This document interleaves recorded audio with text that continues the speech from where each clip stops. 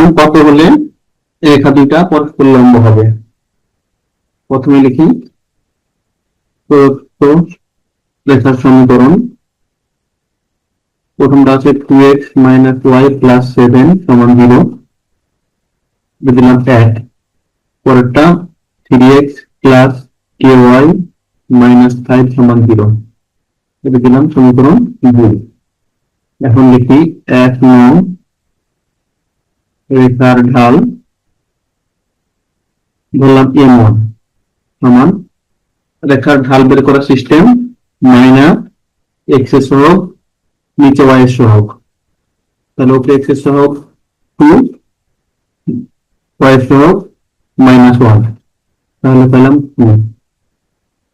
2 নং রেখার ঢাল m2 সমান -x সহগ 3, y সহগ k। প্রশ্ন রয়েছে পরস্পর লম্ব।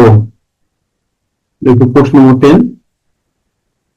পরস্পর লম্ব হওয়ার কন্ডিশন ঢাল দ্বয়ের গুণফল m1 × m2 = -1।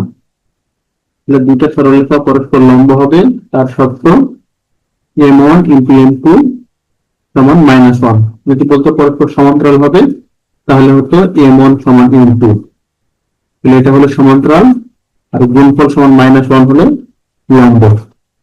বা 2 এর মান -3/k = -1, তাহলে উভয় দিক থেকে মাইনাস কাটা থাকতেছে k = 6, এটা অ্যান্সার।